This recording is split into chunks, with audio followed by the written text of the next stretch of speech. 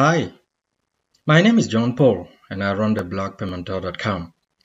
This video is about multilateral clearing, a key concept in payments. Since multilateral clearing and settlement are closely related, a short introduction to settlement will be given as well. Let me first remind the definition of clearing that was introduced in the previous video. It is really important and it's good to look at it again. Here's the definition given by the Bank for International Settlements, the BIS, an authority in payments. Clearing is the process of transmitting, reconciling, and in some cases confirming transactions prior to settlement, including the netting of transactions and the establishment of final positions for settlement. There are many notions in this definition, like transmission or transport of transactions and reconciliation. But the key word here is netting. Netting is defined by the BIS as the offsetting of obligations between or among participants in the netting arrangement, thereby reducing the number and values of payments or deliveries needed to settle a set of transactions. So netting is crucial in the clearing process, and netting involves the offsetting of obligations with the purpose of reducing the number of transfers needed to settle a set of transactions. It takes at least two players or entities to establish a clearing mechanism and the required netting process. When there are exactly two entities, we talk about bilateral clearing. If there are more than two entities, it is called multilateral clearing, the topic of this video. Two banks or more can decide to perform clearing among them without going through an interbank system. Now, we will look at the whole payment system and then we will consider clearing and settlement mechanism. If you have been following this channel for some time, you have probably already seen this slide about the anatomy of a whole payment system. If not, I encourage you to watch the video about open loop models where it is presented and explained in detail. It is the first video I recorded and published on this channel. So let's come back to this slide. What do we see here? We see a whole payment system with banks connected to interbank systems and central bank systems on one side and to end parties on the other side.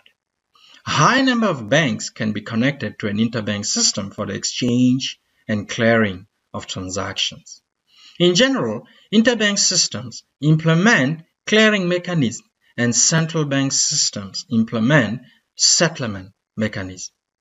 Now, let's isolate the interbank system too and see how clearing works.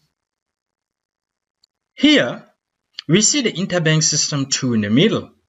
It is connected to 4 banks and to the central bank. The interbank system 2 is a clearing system. It implements a clearing mechanism, or a multilateral clearing mechanism to be more precise, because more than 2 parties are involved, as you can see on the slide.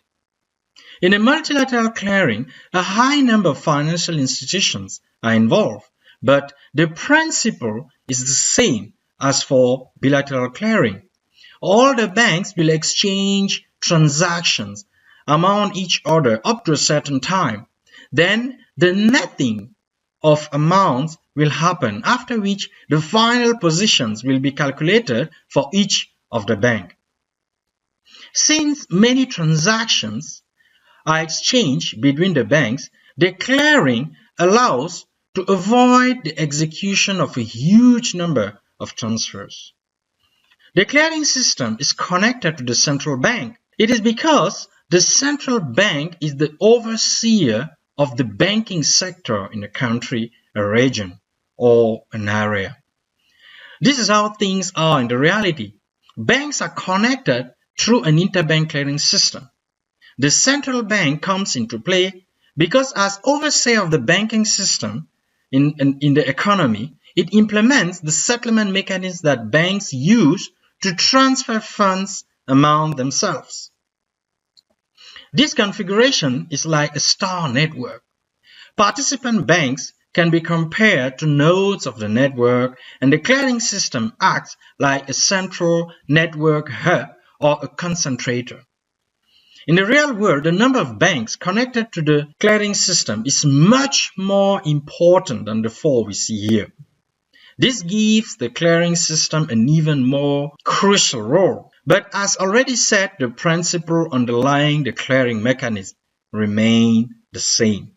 The clearing system computes the final position of all the participant banks one or several times a day. After the clearing is in our example, final positions of Bank A and Bank C is respectively minus 70 million euro and minus 80 million euro. It is said in the financial jargon that they are short. Final position of Bank B and Bank D is respectively plus 50 million euro and plus 100 million euro. The banks with negative positions have to fulfill their obligations by transferring the funds to the interbank system. The banks with positive positions get funds from the interbank system. The process of moving funds is the settlement. And the settlement happens in central bank systems, as already said. We will analyze settlement in detail in the next video. One last thing. Note that the sum of all positions is 0 since we have minus 150 million euro in debit and plus 150 million euro in credit. So they are neutralizing themselves. If the sum of all positions is 0, it is because each transaction involves a debit for one bank and a credit for another bank. The clearing system is just a bridge allowing the participants to exchange transactions among themselves. I have to be really concise so that the video is not too long. I'm currently writing a book where other important notions about multilateral clearing will be presented in detail. I'll tell you more about it in the coming weeks. Just continue to follow the blog. This ends these presentations about multilateral clearing. I hope it's a bit clearer for you and you can explain what multilateral clearing is. If you have any question, you can post a comment below the video. If you find this presentation useful, please like the video and subscribe to the channel if you haven't done it yet. You can also go to the blog pamantar.com and subscribe to the newsletter. The next video will be about gross and net settlement. These are a few resources you can check out if you really want to deepen the topics of payment systems. These are books that I have read myself and that I think are worth reading if you want to learn more about payment systems. I have provided my affiliate links below the video. Thanks for following this video. Please like it and subscribe to the channel. Thanks in advance and see you soon on this channel.